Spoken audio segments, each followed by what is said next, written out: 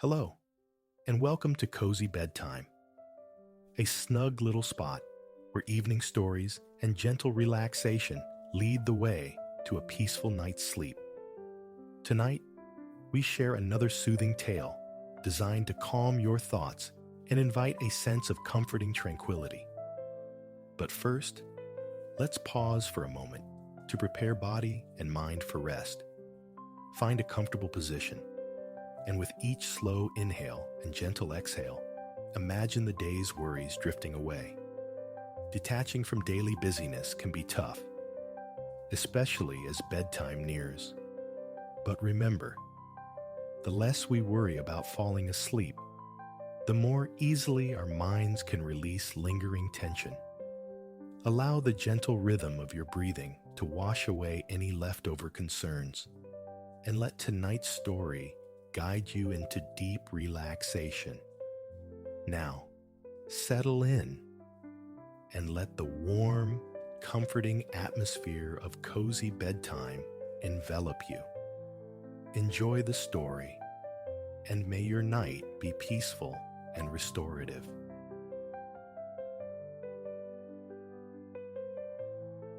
Wood smoke, a phantom scent, clings to the frigid air. It intertwines, almost alchemically, with the deeper notes of chocolate and coffee, brewing a perfect stillness against the silent ballet of snow falling outside your window. You cradle the ceramic warmth of a hot chocolate, its heat seeping through your palms, a slow tide rising through your veins.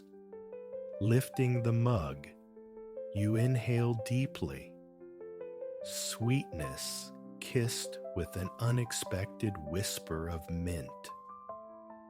Here you sit, nestled within a timbered sanctuary in the heart of Sápmi, Finland's northern soul, often called Lapland.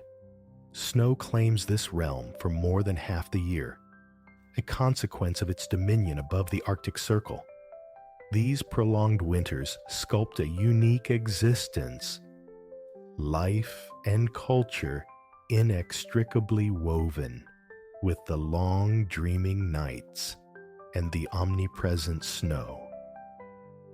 The coffee house itself echoes a traditional goasti, less log cabin, more elemental triangle. Its heart, a substantial stone fire pit radiating warmth.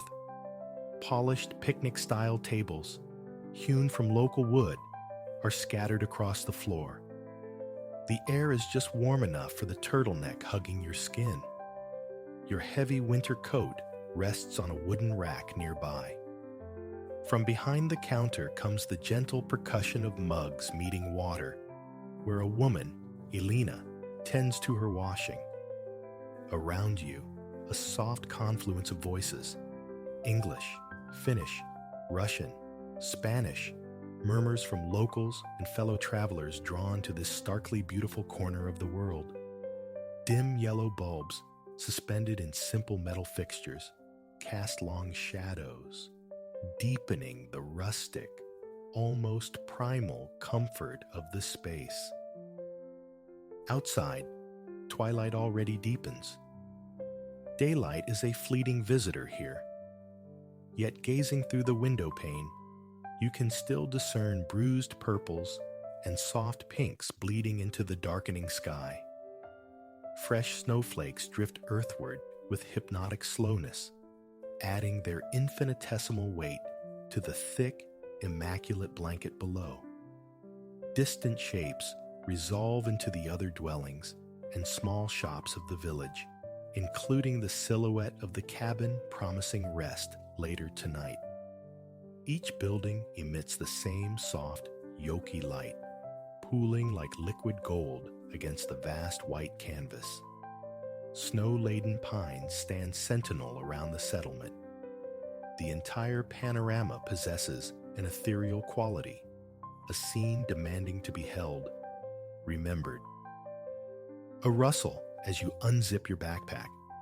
Fingers brush past thick gloves, a leather-bound journal, and deeper still, a pair of ice skates nestled securely at the bottom. You trace a stiff lace, a flicker of anticipation for the hours ahead igniting within you. Then, your hand closes around your phone. It feels unnaturally cold, a shard of captured winter. The camera app awakens. You shift, angling towards the window. The phone lifts, a small rectangle against the immense landscape. A tap, the focus sharpens. A few clicks capture the fading light before the device returns to your lap. You study the last image until the screen surrenders to darkness. With a decisive click, the phone is silenced. Return to the backpack's depths. The zipper's rasp momentarily joins the fire's contented crackle beside you. Now, your attention returns to the table, to the cooling mug. Lifting it once more, you breathe in the faint aroma, then take a slow, deliberate sip.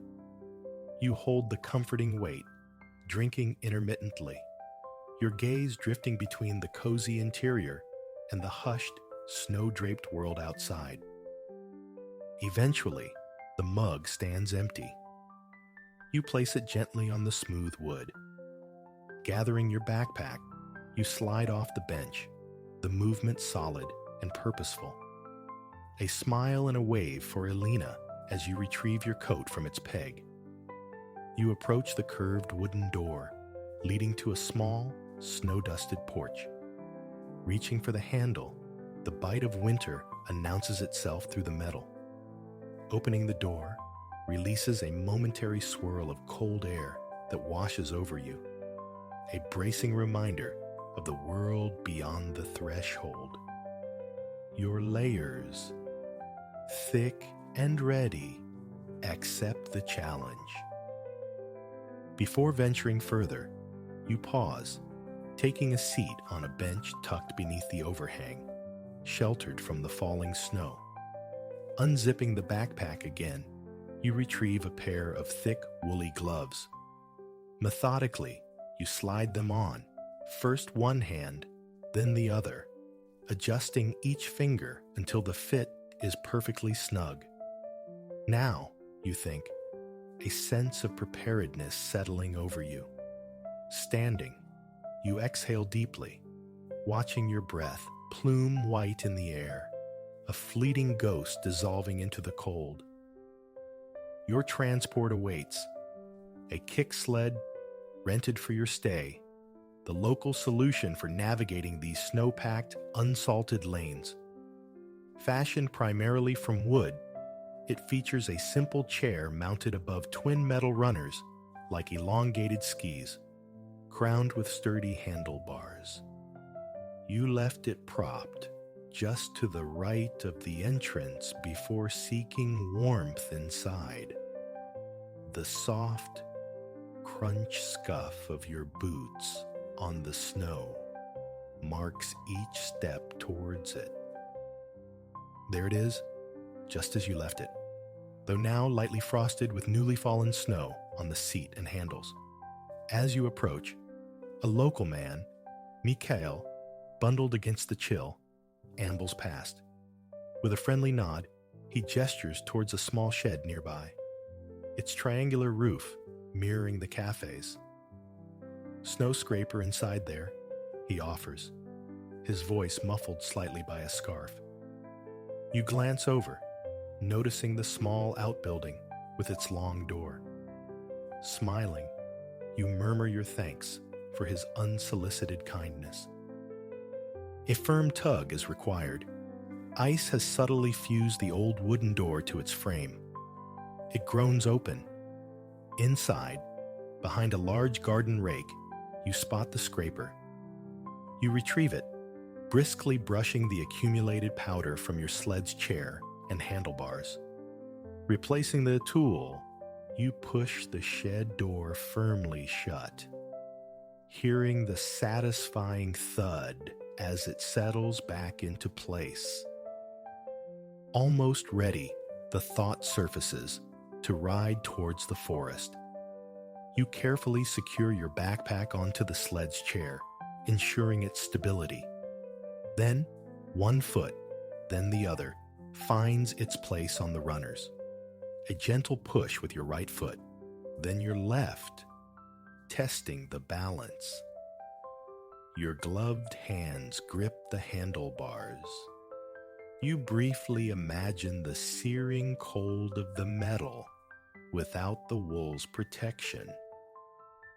Removing your dominant foot from the runner, you plant it firmly into the snow blanket and push off with decisive strength. A spray of crystalline flakes bursts upward like miniature fireworks.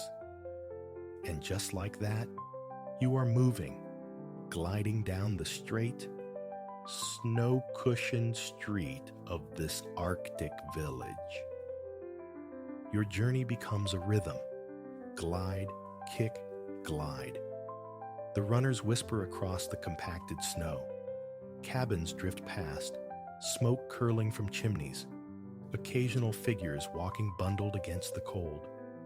In the distance, the last vestiges of sunset paint the horizon in delicate fleeting hues. Pale rose bleeding into deepening blue. The colors darken with each passing moment. Here, above the Arctic Circle, the sun's reign is brief at this time of year. The inhabitants have long made peace with the pervasive darkness, embracing it, cultivating coziness with candles, fireside gatherings, and warmly lit havens like the one you just left. Ahead, you spot Mikael again. He likely hears the rhythmic shush of your sled approaching. You wave as you pass, exchanging brief greetings without breaking your momentum. Tiny snowflakes, impossibly light, tap against your nose and cheeks. A profound sense of rightness settles over you, a feeling of belonging in this stark, beautiful moment. There is nowhere else you feel with certainty you would rather be right now. Another kick propels you forward. A blur of motion, and two children on their own kick sleds zoom past, trailing a wake of cold air. Two young boys stand upright on the runners, swaddled in winter gear, scarves flying. Seated serenely in the chair of one sled is a smaller child, mitten-clad hands resting in her lap, a white knitted beanie pulled low. Strands of hair escape, dancing wildly in the wind as the trio vanishes down the street. After several more minutes of steady gliding, you execute a leisurely right turn. Rounding the corner, a vista of pure winter enchantment unfolds. Before you lies the lake, a vast expanse locked beneath thick, opaque ice.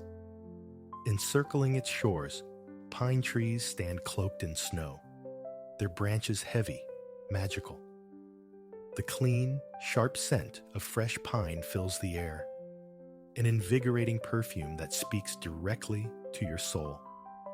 One of your quintessential winter aromas, alongside peppermint and warm spices. The sun has now fully surrendered, and stars begin to prick the darkening velvet sky. Responding to the encroaching night, a few scattered lampposts flicker to life with faint, audible clicks. It looks utterly perfect, a scene conceived for ice skating. As you draw closer, you bring the sled to a gentle halt near a sturdy fallen log, half buried in the snow, its dark bark a stark contrast to the white. Letting out a small sigh after the smooth ride, you push the sled runners firmly into the snowdrift to anchor it. You pause, drinking in the sight of the snow-dusted pines meeting the frozen lake under the nascent starlight.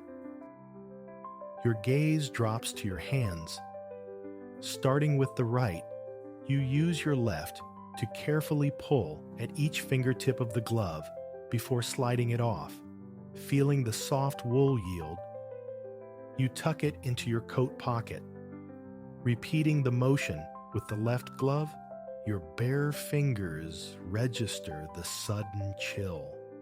Bending, you unzip the backpack once more, shifting contents aside until your skates emerge. They clink and bump together as you lift them out. Protective covers shield the blades. You pull them off each skate carefully, the cold bite of the metal sharp against your skin. The covers drop into the open bag. Your feet are currently snug inside sturdy snow boots, faithful companions that have kept toes warm throughout your journey. A moment's hesitation. The cold is real. Nevertheless, you nudge the backpack aside and take a seat on the kick sled's chair. Propping your right foot on the log brings your boot closer. You unlace it, slide your foot free, feeling the plush fleece lining give way to the frigid air. The boot lands softly in the snow. Your foot slides into the ice skate, colder, stiffer. Wrapping the laces firmly around your hands, you pull, cinching the skate tight against your ankle and foot, a secure double knot. You wiggle your toes, testing the fit. Perfect. Bringing your right foot down, you quickly replicate the process with the left. Both skates now securely bound, a fluttering sensation, like trapped butterflies, stirs in your stomach. It is time. Before standing, you retrieve your gloves from your pockets, sliding them back onto your hands. Instantly, your skin warms, comforted by the familiar wool. Now, you decide again. You are truly ready. You rise, taking a few tentative steps towards the frozen expanse. Snow crunches beneath the thin blades. Then you are on the ice. Your body remembers. Though it's been a while, the muscle memory awakens, fluid and sure. Soon, you are gliding, carving silent arcs across the lake's surface, performing an unconscious dance. The blades hiss and bite, a crisp, satisfying sound against the immense silence of the frozen water. Pure, unadulterated joy bubbles up inside you, a feeling of absolute freedom. It's just you, the vast sweep of ice, and the stark, natural beauty of Arctic Finland embracing you. You find yourself spinning, slow circles at first, then faster, a dizzying expression of delight. A laugh escapes your lips as you tilt your head back, gazing up at the star-strewn sky, a wave of gratitude washing over you for this singular existence, this perfect moment. As if in response, a large, singular snowflake drifts down, landing precisely on the tip of your nose. You giggle again. It feels impossible for this day to hold any more magic. On you skate, surrendering to the sensation of effortless motion.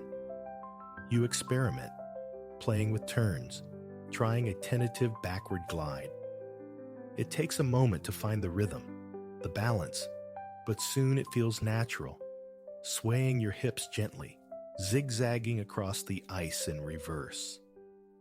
After a few minutes, you turn forward again, the crisp air rushing past your face, exhilarating.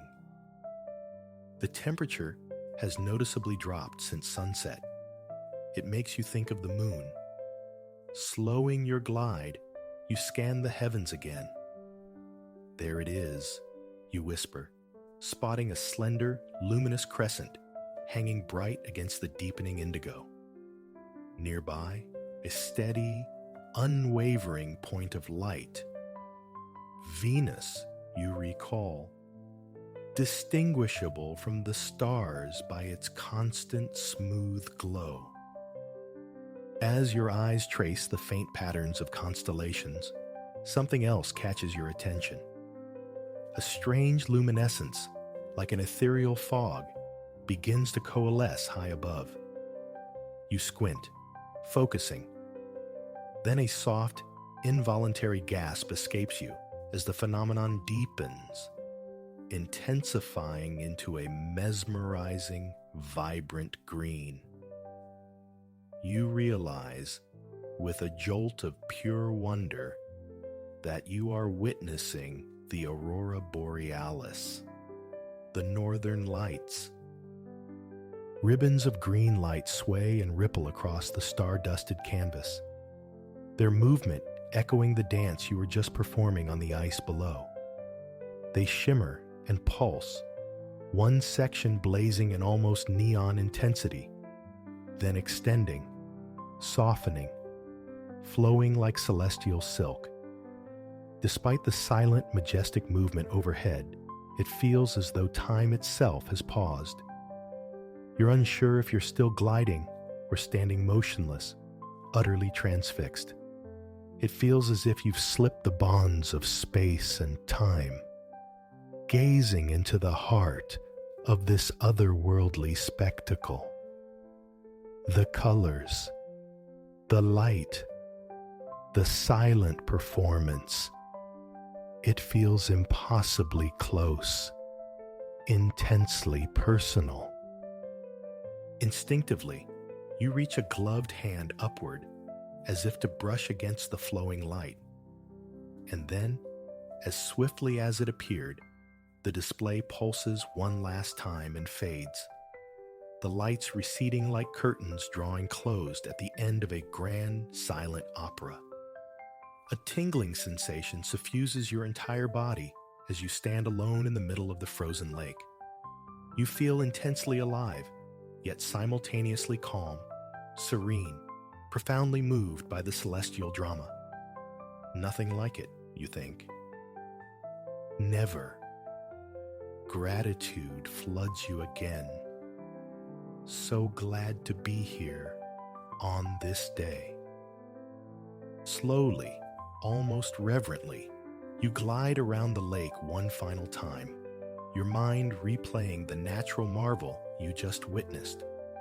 Then, you navigate towards the edge, closest to your belongings, stepping carefully off the ice and back onto the forgiving snow. Tiny shards of ice scattering from beneath your blades. Back in the snow, you sink onto the kick-sled's chair. Your fuzzy boots wait patiently. Bending down, you untie each skate, pulling them off one by one. Setting them aside, you reclaim your boots, lacing them up comfortably. Standing, you turn and brush off the few snowflakes that settled on your shoulders during your skate. Picking up the skates, you feel their surprising weight in one hand, while retrieving the blade covers with the other. You gently press the covers onto each blade, then place the skates back into your bag, letting out a soft sigh of contentment. You zip the backpack closed one last time. Now, you pull the kick sled back onto the main path, ready for the short return journey to the village center. Back on the sled, you glide swiftly along the snow-covered track. The evening hasn't driven everyone indoors. Other locals and visitors are still out, enjoying the crisp night air. You notice they all seem to possess a similar quiet radiance, an inner glow reflected in their eyes. You imagine yours must be the same. As you sled past a small group, you overhear snippets of conversation about the northern lights. A private smile touches your lips, thinking of the extraordinary, uninterrupted view you were granted from the seclusion of the frozen lake. Soon, your cabin comes into view. You park your sled alongside several others near the entrance. There's no thought of locking it. Trust hangs unspoken in the Arctic air. A couple of shallow steps lead up to the cabin door. You softly kick the toes of your boots against the risers, dislodging clumps of packed snow. At the door, you scrape your feet thoroughly on the snowflake-patterned mat before turning the knob and stepping inside. The small cabin opens into a common area where a few guests can gather around a welcoming fireplace. Your eyes are drawn to the crackling flames, where a couple, Astrid and Lars, sit close together, holding steaming mugs. Tendrils of steam rise as the woman takes a sip. As the door clicks shut behind you, she glances your way, offering a warm, brief smile before her gaze returns to the mesmerizing fire. Heading down the short hallway, the wooden floorboards creak companionably beneath your weight. Soon, you reach your room. It's a cozy haven, dominated by a large bed piled with quilts, the decor simple and rustic. In one corner stands a small pine tree, its fragrance subtly perfuming the air. You slip off your boots near the door and flick on a string of tiny fairy lights fastened to the wall beside the bed. They instantly create a welcoming, gentle ambiance. Across from the bed, a window looks out onto the night. You walk over and pull back the heavy curtains, closing your eyes for a moment, making a silent, hopeful wish. You then gaze out at the sculpted mounds of snow below and up at the clear, star-saturated sky. With a deep yawn, you begin to ready yourself for bed. Soon, you're pulling back the luxuriously soft blankets, slipping between the cool, smooth sheets, one leg at a time. You fluff the pillows, then lean across to the bedside table to switch off the fairy lights. And then, like a final act of magic, you see them again through your window. The northern lights have returned. Glowing greens weave through soft whites high in the sky.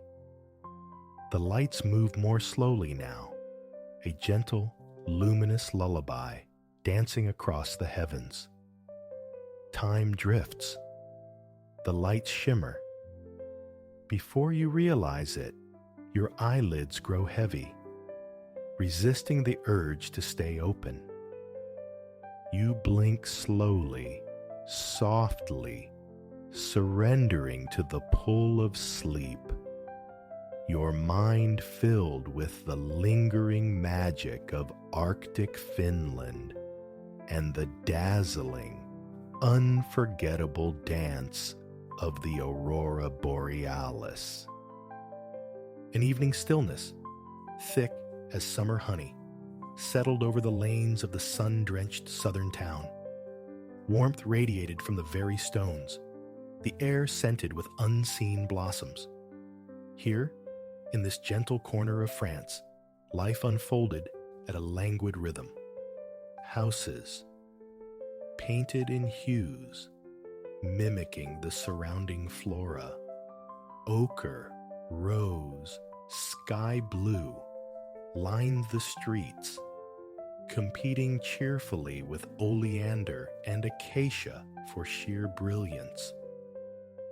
Amidst a central square, bathed in the opulent gold of the declining sun, stood one such dwelling. Its walls, the color of churned butter, were punctuated by shutters of startling emerald.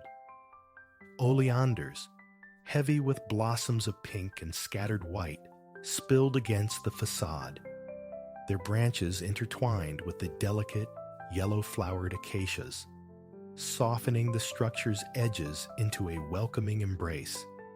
A few souls drifted along the thoroughfare, their errands unhurried, their movements imbued with a quiet contentment, masters of the exquisite art of simply being. From a first-floor window of the butter-yellow house, shutters pushed wide, a man observed the unfolding scene. Tall, lean, with hair like spun flame and a beard to match, his gaze, a keen blend of blue and green, drank in the square's peaceful tableau. Elias was his name. He journeyed south some time ago, leaving behind the gray bustle of Paris, having first arrived from the cooler climes of his homeland further north. This town had claimed his heart instantly, its allure deepening with every sun-soaked vista. He'd often conveyed to his sister the profound sense of well-being the South engendered, the warmth clarifying his thoughts, scattering inspiration like pollen on the breeze. Elias lived for his art. Though recognition still eluded him, painting was the marrow of his bones, the constant hum beneath his thoughts. A profound satisfaction bloomed when he stood before his easel, fingers smudged with charcoal and pigment, transmuting the world's beauty onto canvas. Whether capturing the Spartan grace of his own bedchamber or the effulgent glory of the local orchards he so adored, he breathed life into his subjects. These past months had been particularly fecund. The orchards, especially the peach trees, were at their zenith, offering a riot of subjects. He painted with a fervent, unbridled delight. Tonight, however, was for repose. Having just wrestled the image of peach trees onto canvas, their delicate pink-white petals a source of recent fascination, he craved stillness, a clearing of the mind's palette. He mused on the vibrancy of the pigments that allowed him to capture this southern light. The blush of peach blossom, the sturdy browns and verdant greens of branch and leaf. Then there were the fields of wheat, demanding tones of gold and copper, perhaps ignited with touches of vermilion and cadmium yellow, finished with a glint of bronze, creating textures so rich they seemed to ripple under the eye. Turning from the window's luminous rectangle, Elias prepared for his evening pilgrimage. A walk, first to his cherished spot by the river, then perhaps onward to the wheat fields, culminating in a wander beneath the burgeoning stars. This was his preferred mode of relaxation, an exploration that fed his senses and sparked new visions. He moved through the compact room, gathering necessities, a handkerchief, coins, his familiar blue coat. The room itself was elemental. A bed framed in turmeric yellow, 2 simple chairs, a small table. Whitewashed walls served as a gallery for his own work, landscapes blazing with color, infusing the modest space with startling vibrancy against the red-tiled floor. He plucked his yellow straw hat from its peg, a stark, sunny contrast to his fiery hair, settling it on his head, the very image of the impassioned artist.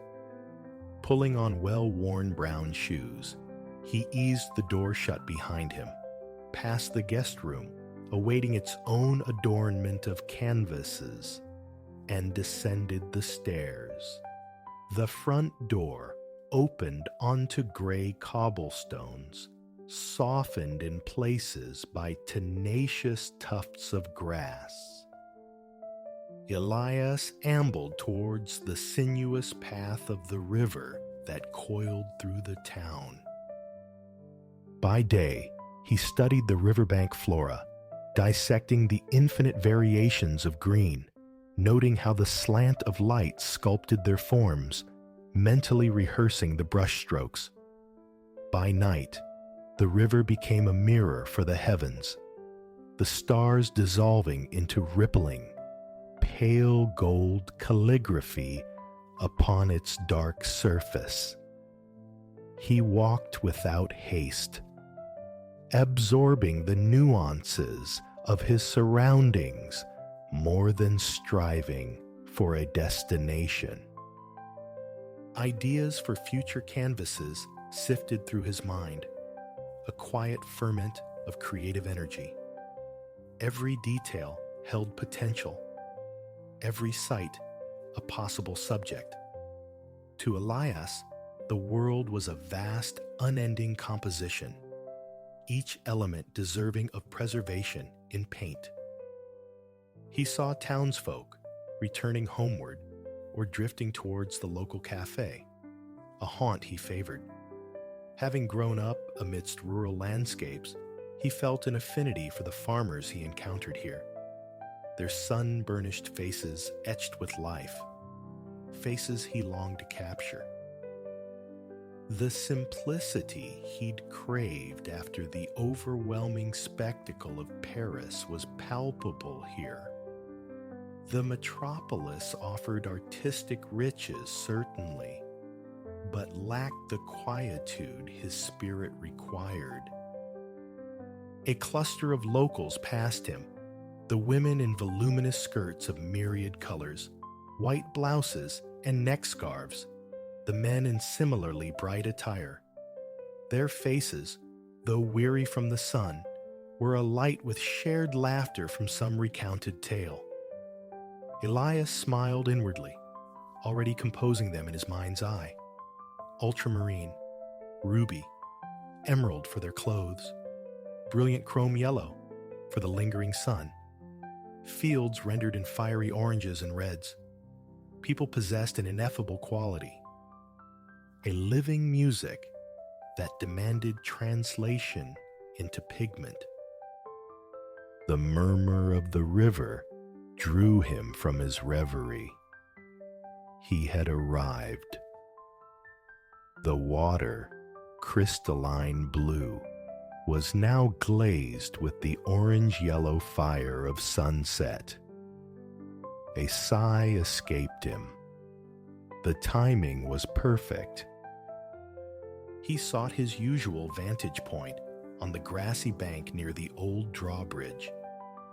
Facing the structure, he sometimes made preliminary sketches, studies to grasp the composition before committing it to paint, though he preferred the immediacy of working directly from the scene.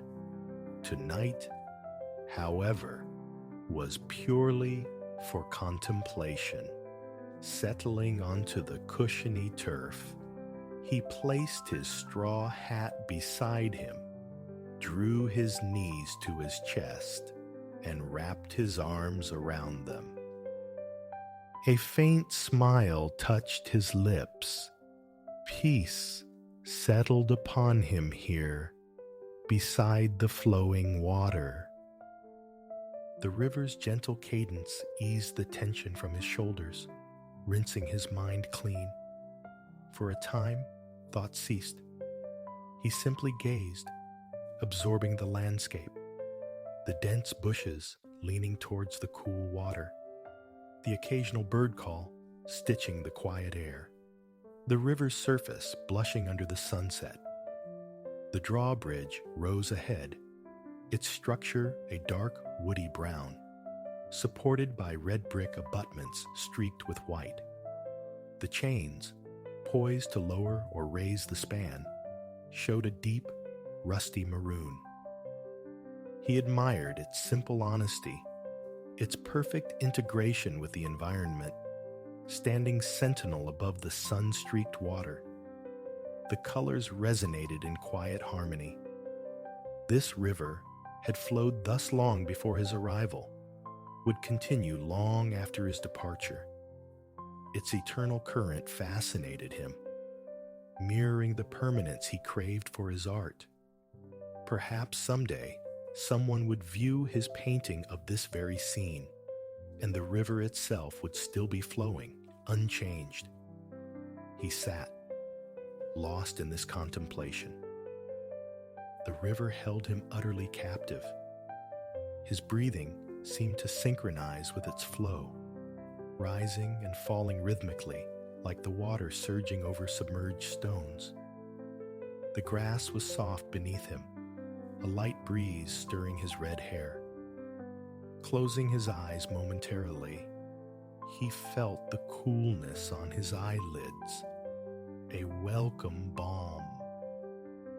He began to paint the scene internally, reconstructing it in his unique visual language. His mind conjured his brush, its handle stained with a history of colors, hovering over a blank canvas. He'd start with the bridge, delineating its form with careful, precise strokes, nutty brown verticals, burnt sienna links of chain. Then, the brickwork, red and white daubs applied with increasing freedom. His preferred style emerged in his thoughts, thin, energetic strokes laid close together, vibrating with an inner life, making the image almost shimmer. Next, the river, cobalt blue, laced with white, applied in fluid strokes that mimicked the water's glide over hidden rocks.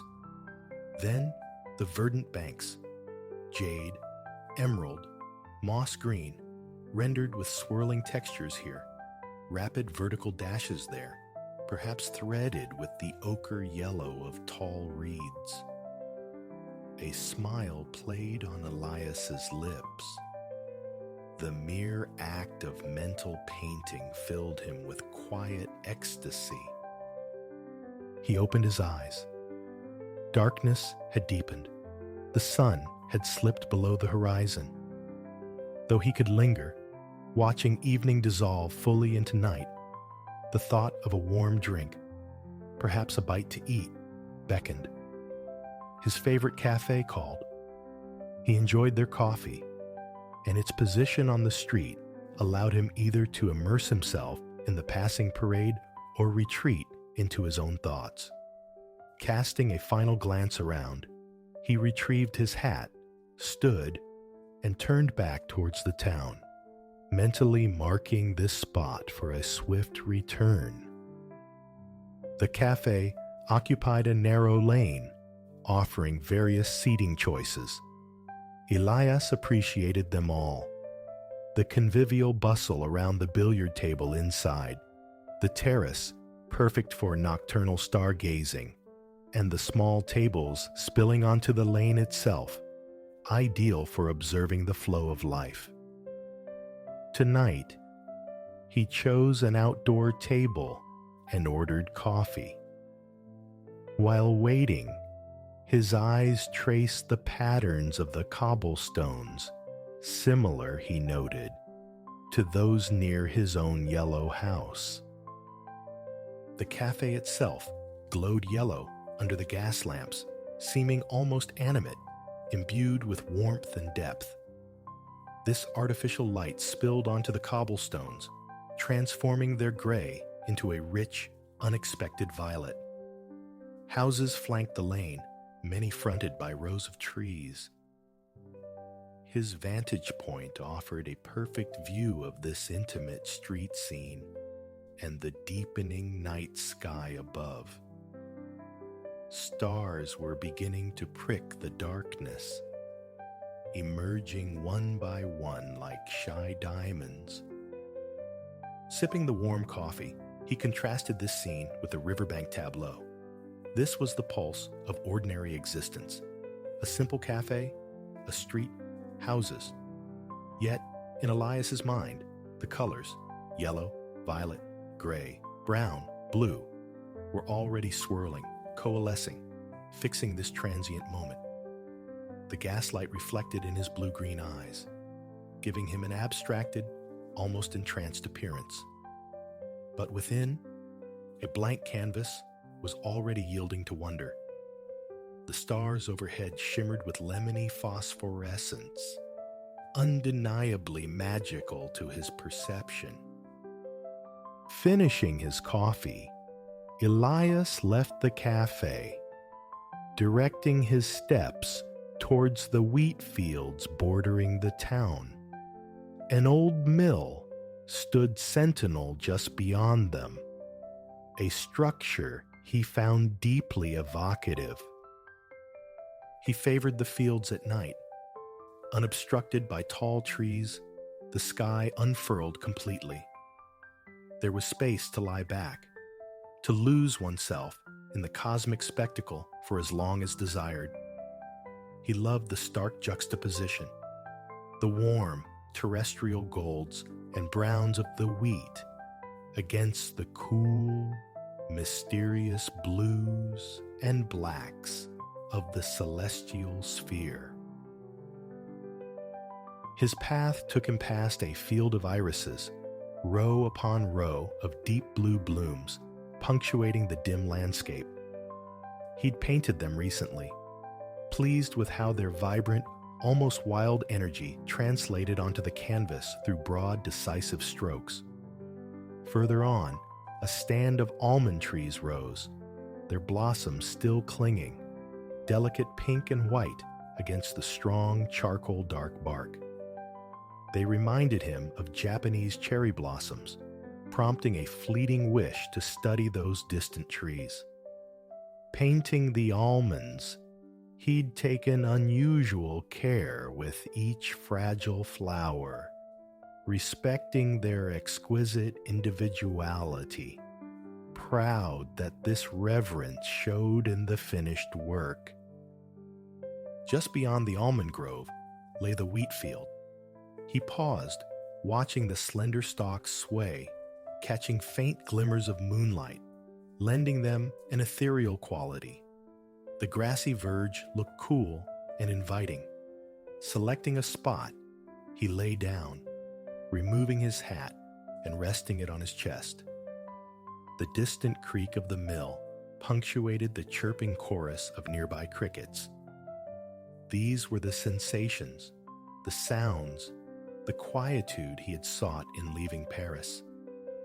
On nights like this, gratitude washed over him. Elias closed his eyes, letting the sounds envelop him.